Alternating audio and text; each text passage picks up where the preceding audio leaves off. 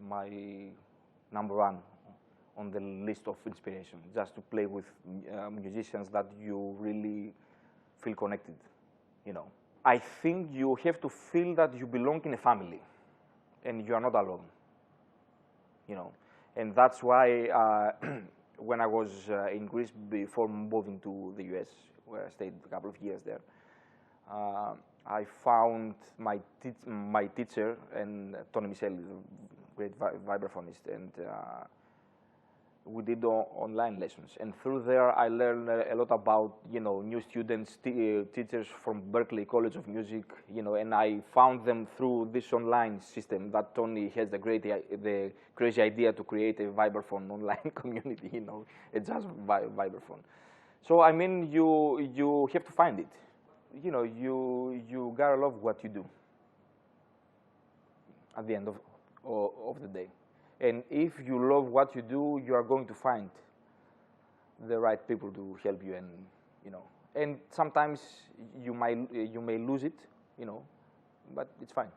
My dream goal or life goal is, you know, of course, to be a full-time musician, playing the things that I love, also original music, but also the main standard repertoire. So we have Swamas Blues, we have Mountain, and the third one is Only for You. Is a tune I definitely played here before, and it's a very funny story. I don't know. Go ahead. Okay. So I was in Athens, and I was ordering souvlaki, you know, and the lady came to me, you know, in English, you know, and said to me, "Only for you." And I say, "Why she speak English to me? You know, we're in Greece, you know." And that's how I write a nice ballad song and a nice melody based on, you know. I mean, inspiration comes from, you know. And I remember it was funny because I was telling this story in Odessa, and a lot of Greeks were there, and they didn't expect to hear a ballad, like a romantic ballad, you know. In Greece, yeah, I mean, there are a lot of musicians. Nowadays, there are more musicians than, you know, we used to have. I mean, like 30 years ago, there were only like 5 or 4 musicians, you know. Yeah. And they had all the work, you know.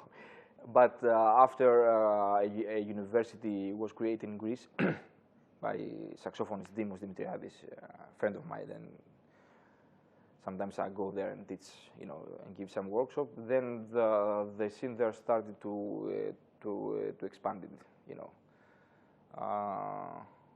And you know, they are trying hard to create a base of this music, and you know, basically is what you like, you just want to express it, so you want people for this, you know, otherwise you feel alone. And I think right now there are many musicians that they are trying to do it, create a base, you know. Personally, I feel connected with American music because I used to listen to American music even when I was 5, 6 years old. My first, you know, tape was James Brown. Then I would start listening Ella Fitzgerald from my dad, because my dad is a trumpet player. Then I was listening to Chicago, Blood, Sweat and Tears, and Wind and Fire, all these guys. And at the time I was in middle school, I knew all these guys, and I was singing their solos. And at some point, you know, I didn't have friends because